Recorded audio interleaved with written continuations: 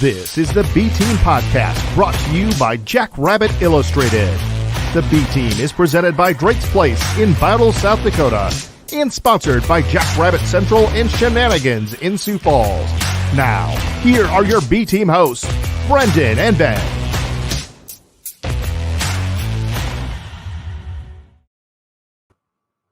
Hello, everyone, and welcome into the B-Team Podcast. Thank you again for joining us for our season wrap-up here. As always, I got Ben here with us, and Chad is starting to nail our transition on the intros, which is pretty sweet. End of season form, which is good. But howdy, Patrick, by the way. Saw you jumped on, said hey. But otherwise, Ben, how are you doing? Have you recovered emotionally from everything yet? Somewhat. It's I had recovered, and then now that it's championship week, I'm like, man, I really wish I was prepping to go down to Frisco. But yeah, it's unfortunately we are not. Yeah. Are you still going? Oh yeah, I'm still going. Well, really, honestly, if we didn't do the fundraiser with the FCS Fans Nation guys and all that stuff where I had signed up for it, I would have really considered not going. But our buddy Dustin is hooking me up with the hotel room while we're down there too, so I wouldn't have been able to back out on him either.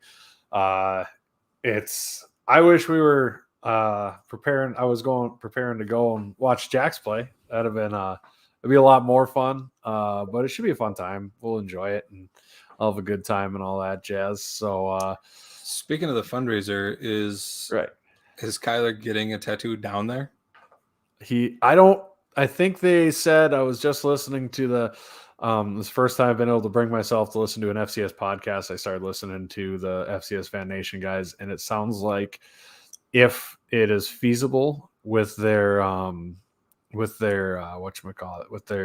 timetable, then they'll definitely do it down there. But if not, then I think they're gonna live stream it up there. So that's a shame. But no, it'll be a good time. It'll be a lot of fun. Kyler's getting his Go Grizz tattoo. I'm assuming it's gonna be somewhere not visible, like a butt cheek or something.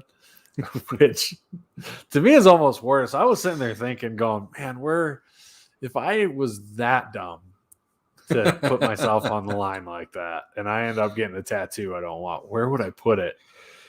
And like, God, there's not a lot of good places. Like the bottom of your foot, but that would hurt. Like that would, like that's a spot that just makes me crawl. Like I don't think rib cages or anything would really be too bad. But yeah, you gotta hide. I don't know where I do that. Sure. Maybe deep in the armpit. That would hurt. Really there you go. There you go. Anyway, enough about Kyler's tattoo, which it's awesome, by the way, that the number got that high. If I was him, I would have put a number much higher than $15,000, but it did get there. So what did it end up at? I don't even know. It ended up north of 15. I don't know the exact final tally. I know somebody jumped in at the final minute and did like a $700 donation anonymously to put it at the 15,000 mark, which was awesome. But no, and in the end, I mean, if he doesn't do that, it doesn't get that high. So it's very true. It probably stops at 10 or 11,000. So yeah, I mean, raised another $4,000 or $5,000 for the kids. Yeah, I mean, it helped a lot of kids. So that's cool. I wasn't going to bail on that. I wouldn't have bailed on Dustin, even though he says he'd whip my jolly green butt. And I'm a little insulted that he called me green in any form or fashion. But I'll look past that. I'll look past it this time. But a lot of stuff happening after that game. I mean, do we want to talk that game a little bit? I mean, that's just kind of. Let's talk about it.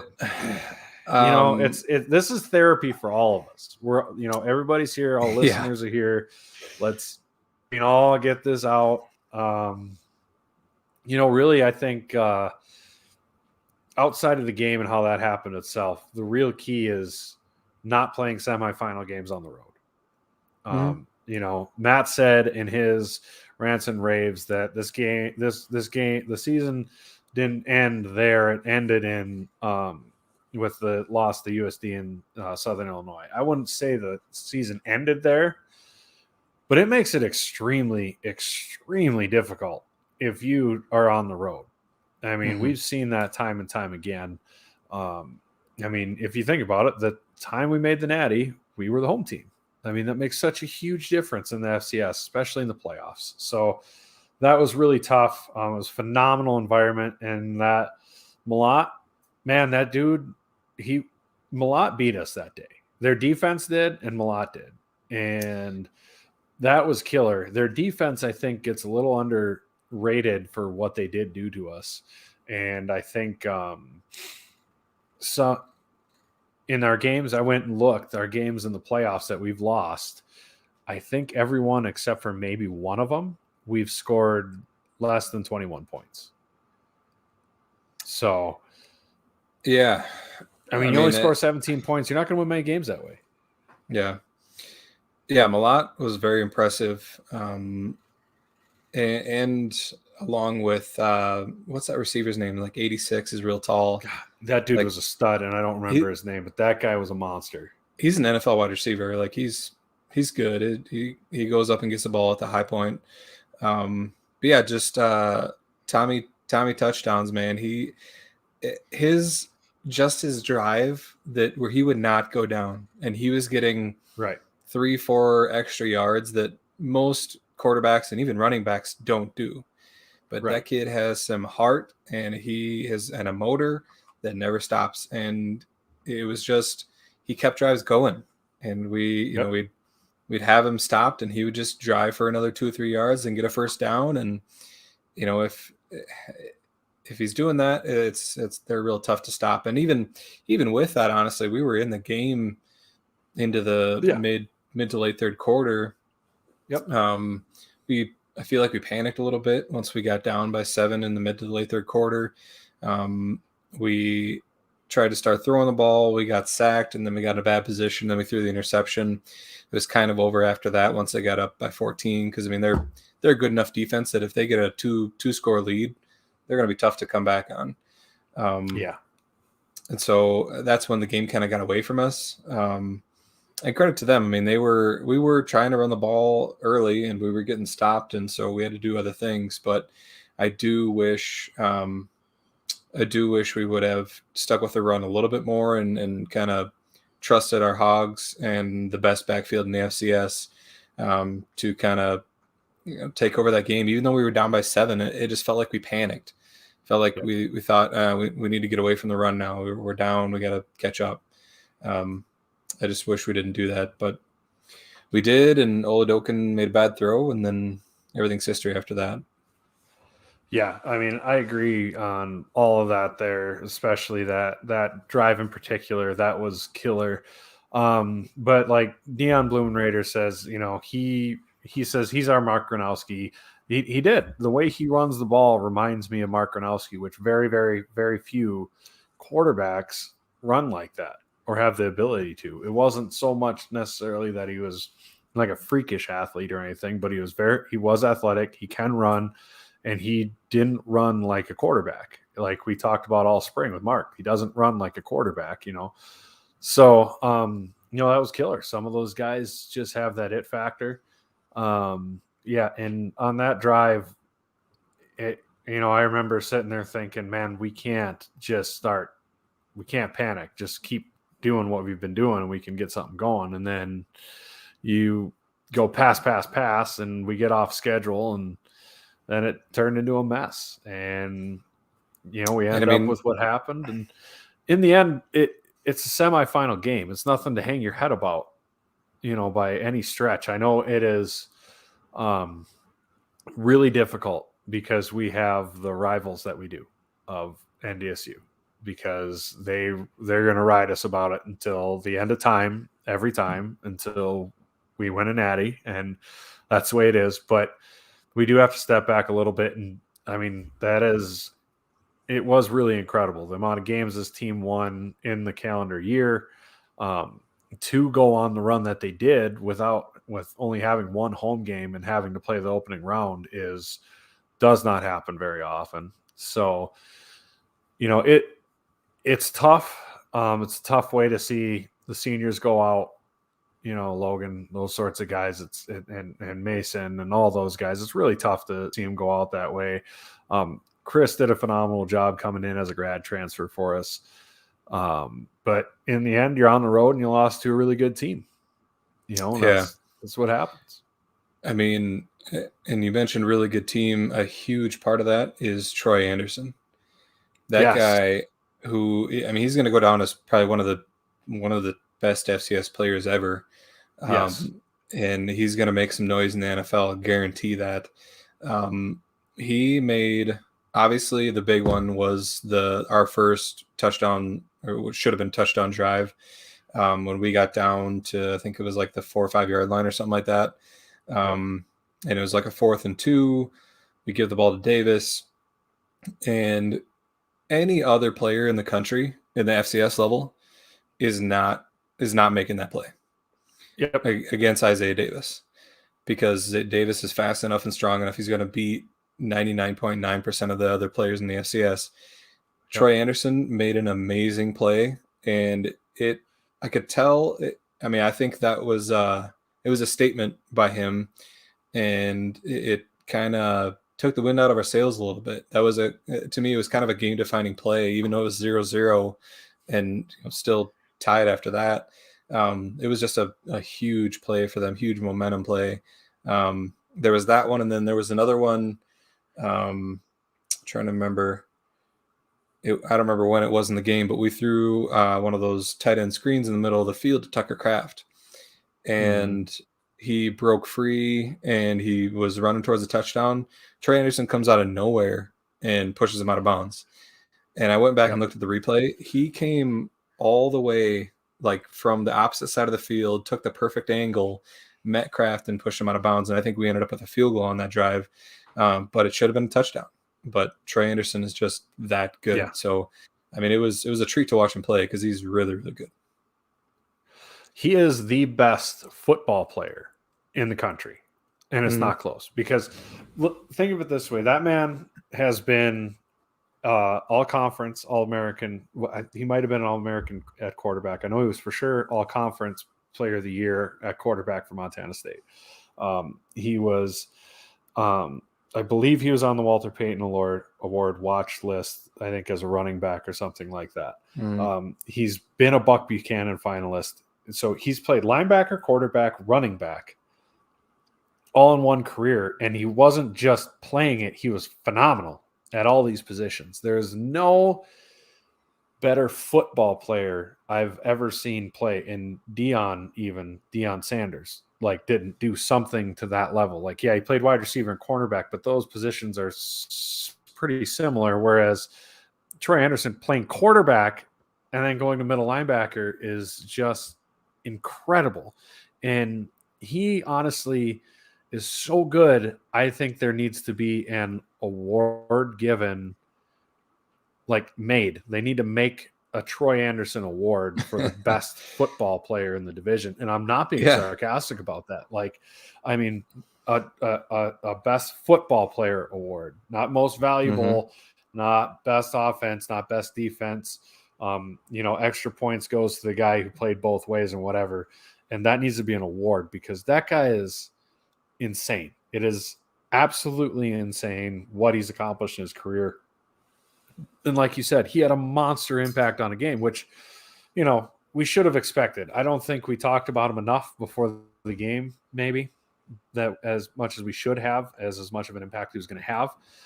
But yeah, the man's a monster. He's incredible. And that was, what do you do? Yeah, Chad's got his career bio up on the screen. If you get your monocle out, you'll be able to see that thing.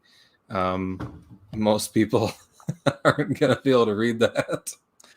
Let me look at it with me wee glasses. Hey, I can only make it so big and it fits on the screen. Otherwise, we got to scroll left or right. So, sorry, I was just trying to highlight a few things. Get that green shirt out of here. Unbelievable. It's a snowman. It's Christmas. And he's got a green shirt. Christmas is over, buddy. Christmas is over, and you're wearing green on the pod. Unbelievable. Fine, Bob. So, boo. I do like that hat, everybody that boo Chad in the comments. Yeah, the hat's sweet. But it is. Ron Lowney chimed in here. He said, Touchdown Tommy was an all-state wrestler in high school. Understands leverage. I can see that, man. And he's an all-state sprinter. Yeah. 4.0 student, 4.0 engineer. Yeah, so he's an impressive kid. I mean, and if he continues to develop his he's better than me in every way. Right, yeah. He's got you pegged in all aspects. Literally everything about that kid is better than me as a person in general. Yes. But to wrap that game up, free beers anywhere either. All right, yeah, he's gonna have free beers for life. He's gonna get free beers in Bozeman forever. He probably can't smoke as good of a brisket. Okay, besides your house, besides Chad's house as a guest, I get free beers from Chad. Okay. Yeah. Speaking of smoking brisket, I got a Traeger for Christmas. That was started smoking some meats. That was fun. That is exciting. I was diving into that world. When are you tackling a brisket? I don't know. Maybe that'll be my next adventure. Brisket or ribs is next. There you go. The first I did a pork shoulder first, or pork butt, whatever you want to call it, and it went really well. So that's outstanding. Yeah, you showed me the pictures. It looked phenomenal. Yeah. Basically, we'd rather talk about smoking meats than this game anymore because it's making me sad. Yes, I was mostly over the sadness, and now I feel more sadness, which is not sad again. Not what you're shooting for. So let's move on to kind of a little bit of what's going on next year. Obviously, we all know who's playing in the championship game, and what that's all looking like. If it gets played, I really hope so because I don't want to fly down to Texas and then have it canceled. Which maybe that'd work out best for me. Then I don't want that. That'd be terrible. Don't even mention it. It's gonna get played. Okay. Well, they have contingency plans. It'll get played. It might not get played, but but it's there's an outside chance. I mean, it's going to cost me a chunk of money if it doesn't, and you and several other folks, and right. Which I hope.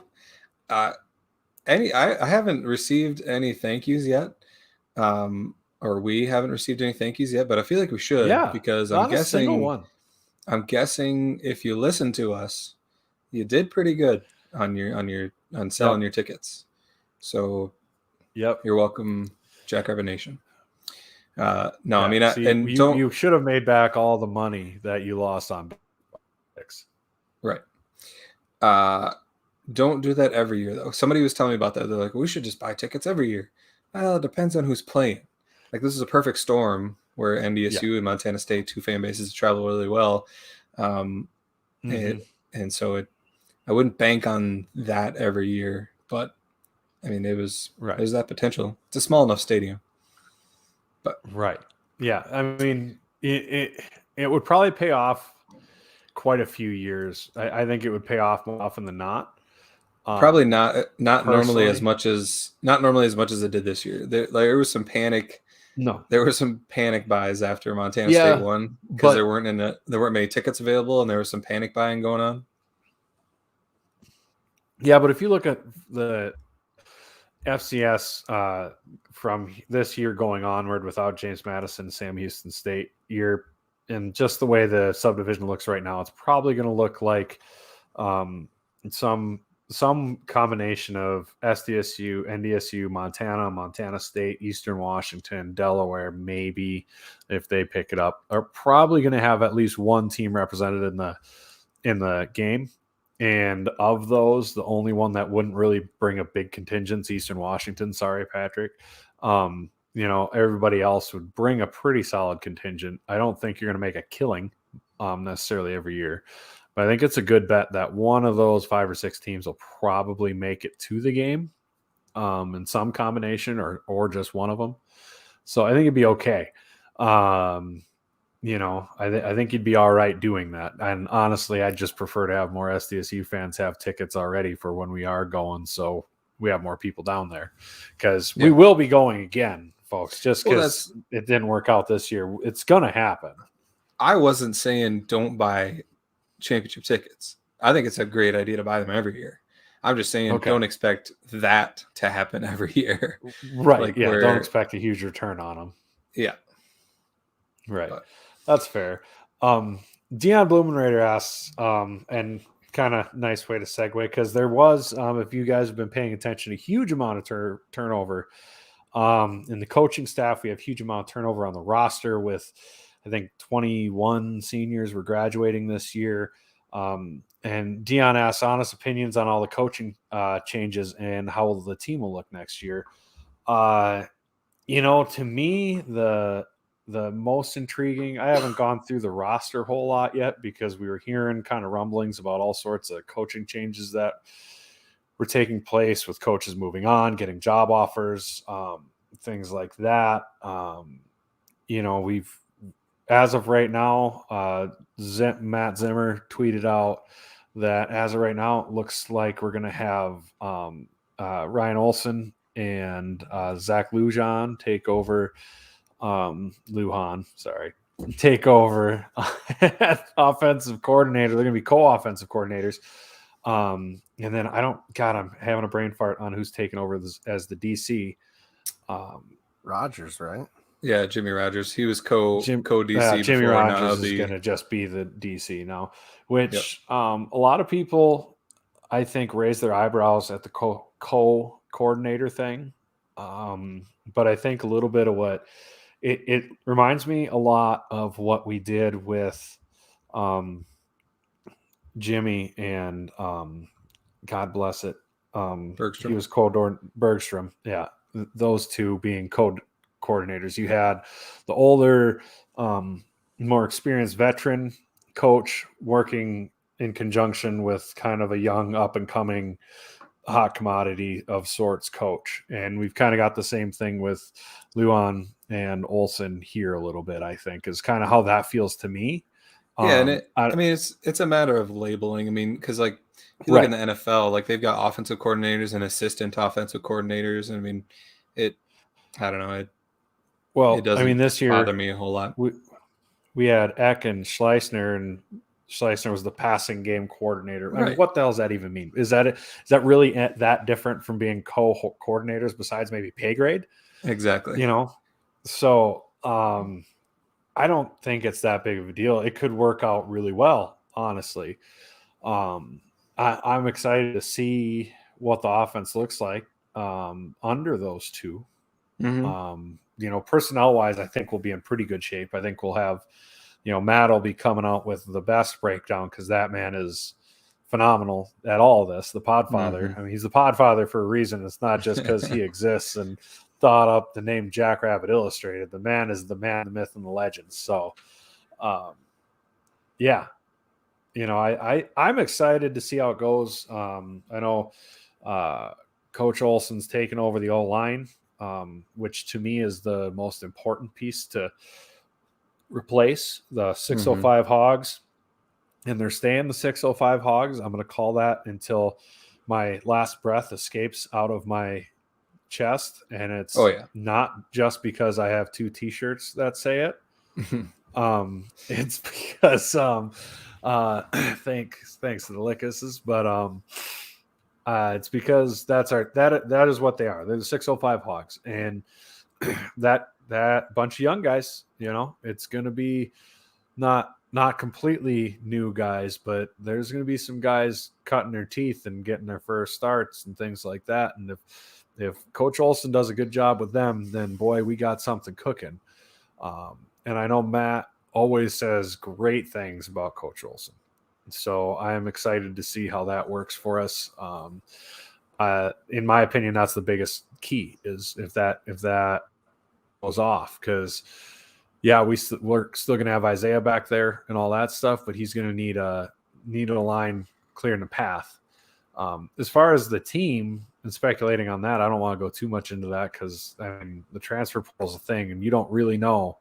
And we're not going to know until that really spring ball, fall camp, what it really truly looks like for roster wise until all the dust settles. And I don't have any inside information on any of that stuff. I just like to sit back, throw my hands up, and let's see what happens mentality with that. I don't know what your thoughts are on all the coaching staff and roster makeup is. I think you covered it pretty well. I'm excited to see, what the changes are. I mean, the one good thing is it's not a complete overhaul. I mean, we still got the constant and Stig. We still got some guys, guys taking key roles that were already in the system. So there's not this big, change of guard. And, it's when you have things like that, you can see some turmoil and some, kind of some more transfers and, big changes in philosophies and stuff. So I think continuity wise, we're sitting pretty good. I'm just more interested to see, how things change. If the defensive play calling changes much, if the offensive play calling changes much, I think we'll probably see less trick plays without Eck. That was kind of his calling card that he really liked to hang his hat on, and he's damn good at them. He's more creative than he's phenomenal. He's more creative than a lot of other offensive coordinators in the nation, but. And good luck to Eck going to Idaho. They're a program that it's kind of, I call floundering a little bit, but I think they've got the potential to be good. See what he can build out there, I guess. Yeah, I mean, best luck to him. I think there is the opportunity for them to become a power out in the Big Sky. Any program that had the backing to jump up to the FBS level should be capable of being a perennial playoff team and, along those lines. And let's be honest, I mean, there's going to be a bit of a power vacuum in the FCS, and a team like Idaho or Delaware or somebody's going to have to step up and fill that void and fill it well. To what degree someone does will be yet to be seen, but that's what always happens. It's happened. App State and Georgia Southern left, NDSU, SDSU, JMU all kind of rose up. Sam Houston State rose up to fill those spots. FCS has been losing teams forever. That's just the nature of the beast. But overall, he's in a good spot. He got a head coaching job. Coach Bergstrom, he got a head coaching job at Winona State. Best of luck to him. I know they've had success in the past. They were a pretty solid program back when I was in high school. So best of luck to him. I hope he kills it. Division 3. Winona State's D2. Are they D2? They're in the NSIC. So gotcha. He's still going to be kind of in the region, and I'm sure he'll be talking to the staff and things like that as coaches all talk to each other. So, but beyond that, for next season, I know somebody brought up, what do we know about upcoming home and away games agreed upon by the Cats and Jacks? I don't know off the top of my head. I don't either. I think there is I thought I remembered there being a home and home agreement. If there's not there should. I mean, Montana State has a guy from our athletic department as their AD. So that's the type of home and home you want, is with a top program like that every once in a while. And I think that would have a huge deal. So, but we're going to, for when it comes to schedules and things like that, I think we got a pretty good one next year. Get yourselves season tickets early. I know I was talking to Phil from Hair Raisers, and there's a real possibility you can easily make every game on the calendar if a guy really wanted to, without too much effort. Your longest trip would be like Cedar Rapids or Cedar Falls. Sorry. You're talking for a football season next year. Traveling to games? Away games, yeah. Look at the schedule. The toughest away game for someone to travel to is Missouri State. Otherwise, it's Iowa City, Cedar Falls, Fargo, Grand Forks, and I think that's it. So Falls, it is Grand Forks, Fargo. Yeah, that's a real feasible thing to pull off. It's not that tough. Those aren't bad trips. It's something I've highly considered. I have a wedding to be at during the Iowa game that I'm very much considering skipping to go to that. I haven't been to one of our games against a FBS team since Minnesota, the first one. I would, yeah. I mean, if you're looking for something to look forward to Iowa City. Book your trip for that now. It's a blast just to go down to Iowa City and go to any Iowa game. It's going to be awesome seeing SDSU play down there. Don't go down there wearing like some half-assed, I got a blue and yellow shirt on and an Iowa hat on. Don't play that game. Wear your Jackrabbit stuff. No. Yeah. Wear your Jackrabbits. I'm not talking to you, Ben. I'm just saying in general because I see this stuff done. Wear blue and yellow. Be a Jackrabbit fan for the day. Iowa gets plenty of shine and has plenty of fans without you cheering for them. I promise. Be a Jackrabbit fan. Enjoy it. Soak it in. The Jacks are where it's at.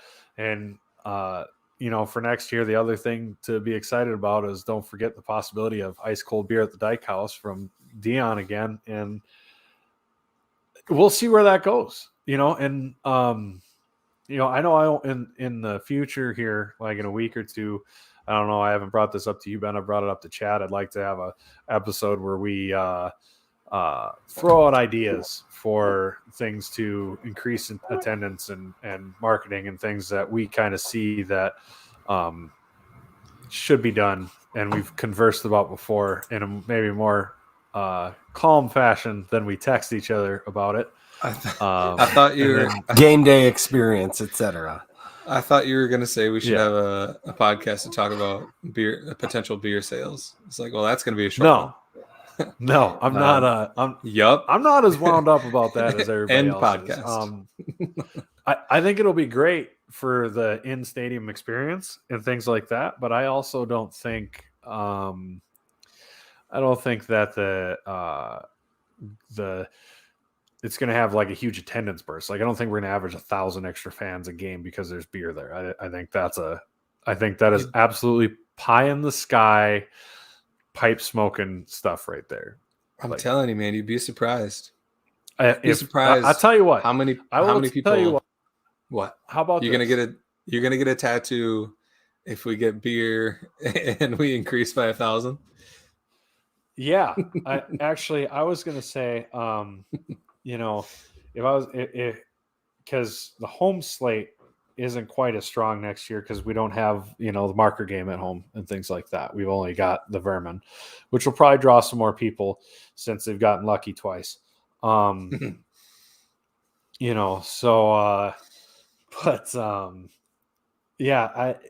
If we stayed at or increased our attendance, I would absolutely say it was probably because of beer sales. So I don't know. I'll think of something to put on the line for that, and when we do that podcast, I'll put it out there. I was just saying, I would love it if you had something on the line, like a tattoo, but it would be weird. Up there, man. I know, Tattoo's up there. Like what tattoo would I get?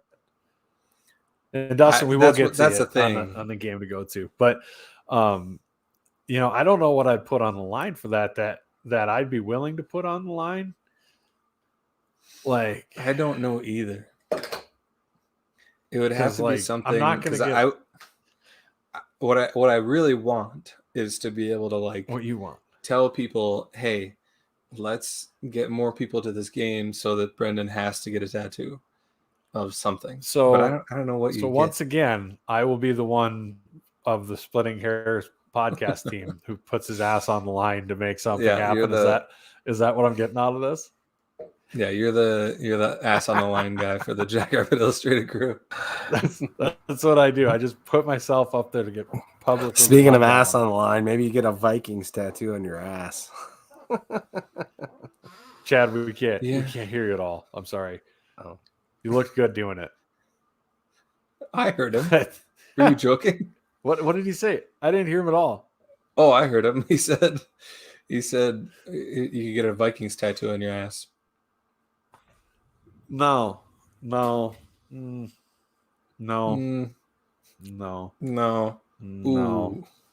No. All right. I have a very non-Jackrabbit Illustrated PG rated answer for where I would put a Jackrabbit, or not Jackrabbit, a Vikings tattoo, and it has to do with sucking, but I'm not gonna finish the joke. You guys can all fill in the blanks there, but that's about it. So I slapped the Vikings sticker on my Hoover, and it started to suck again. That's good. That's good. Mm-hmm. Yeah, Dustin, don't worry, I'm not tattoo on your down too much. Cubs tattoo on your stomach. I like right the C around your belly button. I like that. Look, there's like there's a couple things I hate in life. Number one is lies. Number two is skim milk, which is just water lying about being milk. Number three is North Dakota State. And then number four is the Chicago Cubs, okay? And it's the vermin down south. So maybe if you want to know just how much I hate the Cubs, like it would, for me to put online, even though I don't think there's a dollar amount you could directly pay me to do that. I would do it if it guaranteed us a national championship. I would absolutely do it then. But that's it. And there's no way you can guarantee me getting a tattoo getting us a national championship. I'm going to celebrate a national championship is with a tattoo of the Cubs on my belly button. I like the skim milk one. Just like put it on your arm. Skim milk is good. Or skim milk is better than whole milk. That'd be cool. I love skim milk. Mm-hmm. Yeah, I heart skim milk. I like that. All right. I'll think about it. I don't have any tattoos. I don't know if I want my first one to be I love skim milk. Which I suppose would be the fun of it. It's not supposed to be that's the thing. It's like it's got to be motivation where people would want to see this happen. Like if you say, "Oh, I'll get a Jackrabbit tattoo," they'd be like, "Good for you, man." And then if I add 4 cups of that 1% together, I'd have 4% milk. What didn't Dustin asked? Pocket cheese tattoo. I like that. I heart pocket cheese. I would consider a pocket cheese tattoo. Stinky pocket cheese. Well, you don't get to design the tattoo. It's just going to say pocket cheese, and it'll be like a piece of cheese with sunglasses sticking out of a pocket somewhere. If Ariel's listening, she is mortified by this whole conversation because it sounds like more and more like it might get put on the line. I love it. But, all right. Dustin asked before. Let's go back to that question. He asked, "What game should I come to?" Is he considering coming to Brookings? We're gonna. It has been conversated before. We're gonna have a real Rev and a cardboard Rev reunion. To have the Rev meet cardboard Rev. I mean, really, for the event of it all, I would say to have the whole day experience. But other than that, because you're from Texas, Dustin, probably one of the earlier games. So you don't freeze your ass to the bleachers. That or the USD game. I mean, the early games in the USD game and Hobo Day will have the best atmospheres to go to. If one were to wander up, yeah. USD on October 8th or Indiana State on October 29th is Hobo Day. Mm-hmm. Yeah. So those would be good games. Yeah, and the 29th being Hobo Day. I know that won't be I know the Rev probably won't make that one. He's big into his Halloween and all that jazz down there. There you go. Well, we've narrowed it down. Yeah. October 8th, USD. We'll see you then, Rev. It's going to be fun. Which, can we talk about the madness that's going to be Halloween Hobo Day? It'll be fun. The lunacy that's going to be. Hasn't it happened recently, though? No, they were going to in 2020. Oh, that's what it was. It was the COVID there. Yeah. I think it happened a few years before that, though, didn't it? Yeah. No. I feel like that was... No, it didn't. That was it. They announced it, and then the city of Brookings was go and look up the last time it happened. No, you can't do Hobo Day on Halloween. It's going to ruin it for the kids. Yeah, and it wasn't necessarily the city. It was a bunch of. I mean, not the city, of Brookings, the townspeople that were throwing a fit about it. The villagers were angry. Chad is furiously going through schedules right now to see when the last one was. But I'm telling you, it was a while ago because it was in the article, and like the last Halloween Hobo Day was definitely more than 5 years ago. And I would almost be willing to put on something it being past 10 years ago. So, and when Chad proves me right, he's welcome to pop on at any time. But you'll probably just hear silence from him as he just stays in his producer box of at the bottom of the screen when he's trying to. What's sad is I can't even see him this time. Most of the time, I get to see Chad in a little box down there doing funny stuff, but I'm on my wife's computer. He's telling me I'm number one. I'm not. Oh, there you go. I'm not logged in, so I can't see everything. I'm just like he almost came out of the shame, and now he's gone. Dustin says you can't do that. Can't do USD. It's his wife's birthday. Bring her along. It'll be fun. I'm sure she'd be like, guess what I got you for your birthday? A trip to Brookings, South Dakota. Brendan. What? Brendan. Yo. You were still in high school the last time Hobo Day was on Halloween. However, I told you. I was enrolled in 1998. So you said, I think it was a couple of years ago. It was 98. Yeah. That's what this article says. I will pull it up. What did you say about being enrolled? Yeah, I went to school in 98 and graduated in 2006. You were... Chad's that old. How old are you?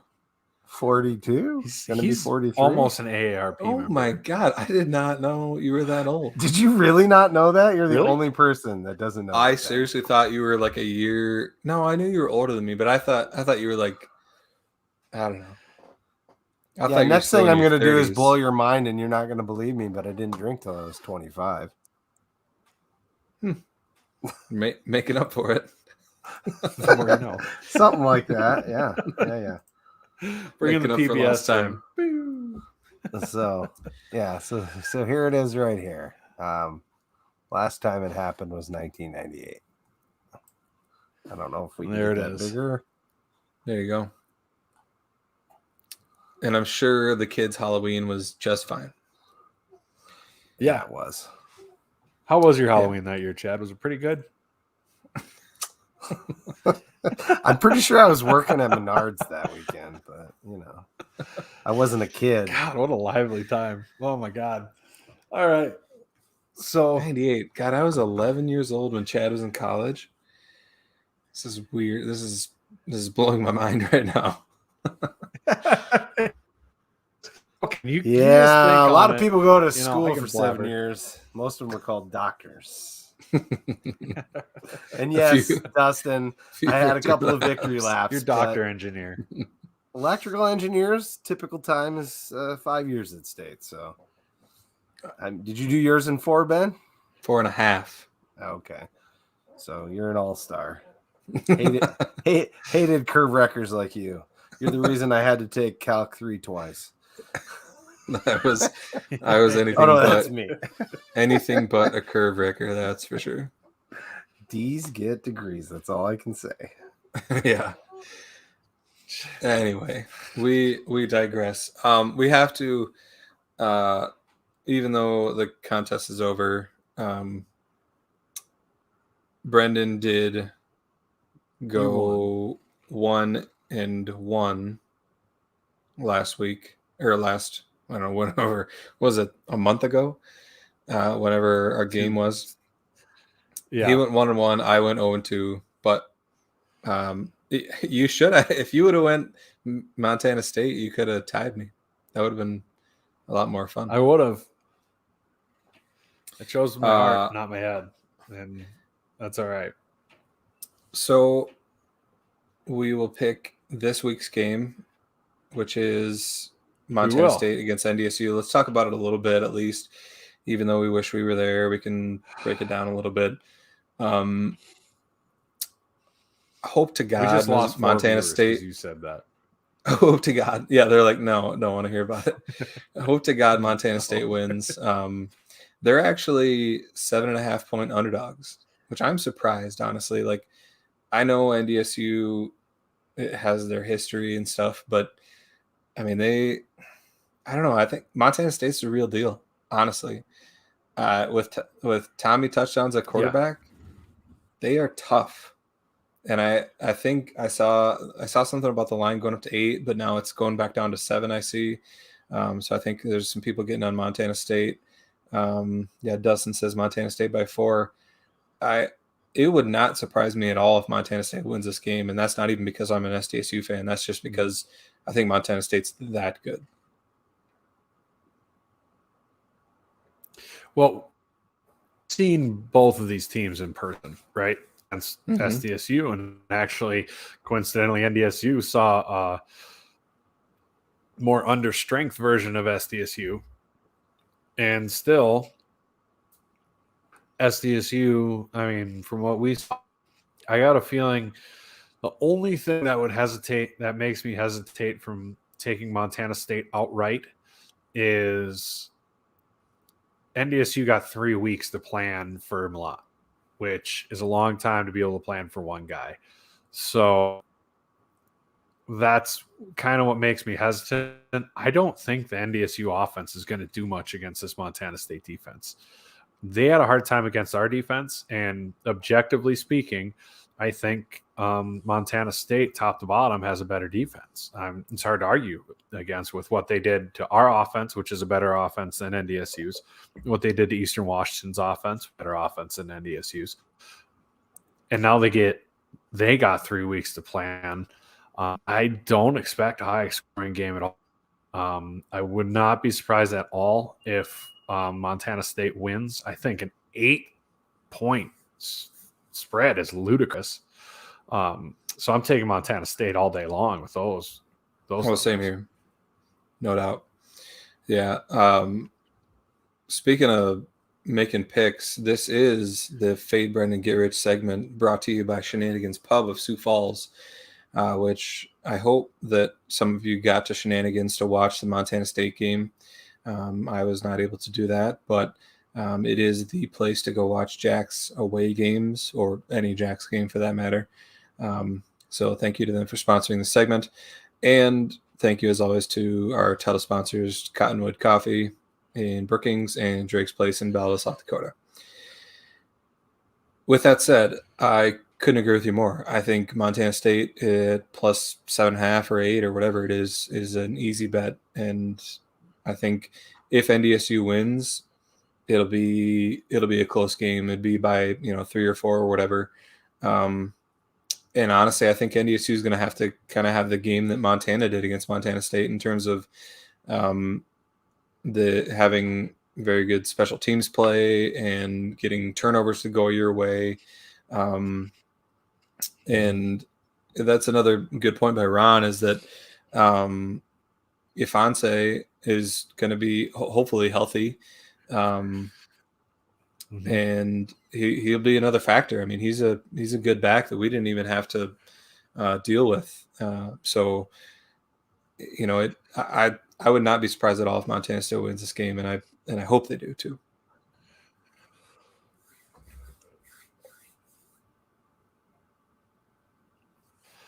I think Brendan keeps freezing up, doesn't he? I feel like he's a little delayed. Yeah. He's got well, I'm having issues. Some might say that about me going to school for 7 years, but that's a different kind of delayed. Like I was just looking at him, Brendan, like waiting for him to say something. Frozen. He's just smiling. I got Brendan, oh man, it's going rough, buddy. Yeah, it's not going well. We can't even. You got too many kids streaming at your house. Whoever's not watching this right now, go back and watch this replay, because I don't know. It's It's just Brendan smiling. Are you going side to side right now? He's like, I keep waiting for him to talk, and he's just like smiling. And I think he's trying to talk. I don't even know if he can hear us. Look right like now. He's dabbing over there or something. I don't know what's going on. That might be. Oh, we might be ready dab. to end this thing with that. I dabble. Man. Oh, so he is. Brennan, you're bussing, man. You're bussing. Anyway, other than that, I don't have anything else to say about the championship game. I hope you have fun down there. It should be a good time. Frisco is always a good time. Yeah. No, I'm really excited to meet up with Dustin and a couple other buds, Jordan, and meet the FCS Fan Nation admins down there. It should be a lot of fun. And I don't plan on remembering a lot of it, so I'm excited to go. Yeah, it should be a good time. I wish I was going. If anybody needs a hotel room, well, first of all, if you booked hotel rooms a year ago, well, not a year ago, in whenever the championship game was this spring, and you haven't canceled it yet, make sure you do that. I just remembered this morning that I hadn't canceled mine yet. So I almost was on the hook for $350 or whatever it was. But anyway, I think that's all I got for now. Go watch SDSU basketball. They're playing really well. They are, I think, they were in like the top 5 mid-major or something like that. The mid-major rankings, I think they were top 5. Wrestling has a triangular at Sunday too. Sorry, I thought you were done. No, it's fine. You have your own podcast for this stuff, Chad, but go ahead. What do you got? That's all. That's all. If you're looking for more SDSU stuff to go to. I'm just kidding. We'll talk. Brendan, you're killing us. Oregon is just cut shots of Brendan smiling. I love it. But no, I agree. Go to SDSU wrestling as well. And go to the SDSU USD basketball game. He's just spinning this. I do what I want, man. Go to the SDSU USD basketball game on Saturday. That should be a good atmosphere. Yeah. Other than that, we better end this thing at this point. Yep. It's a fitting way to end a fun year. Like Brendan said, big year for SDSU football. They won a ton of games, played a ton of games, won a ton of games. There'll never be another year like it. I hope there won't be because it's been ridiculous, but it's been fun to watch, fun to follow the guys. Thank you to the seniors that are leaving the program now. And thank you to all the coaches that are now gone, and look forward to next season. And we'll be back with the B-Team basketball podcast in a while. Well, we will. Shut up, Ben. I think Brendan is so delayed. Do the thing. So let's delayed. Do it. Come on, let's go. All right. Like always, we will say go big, go blue, go Jacks. Go Jacks. Go Jacks.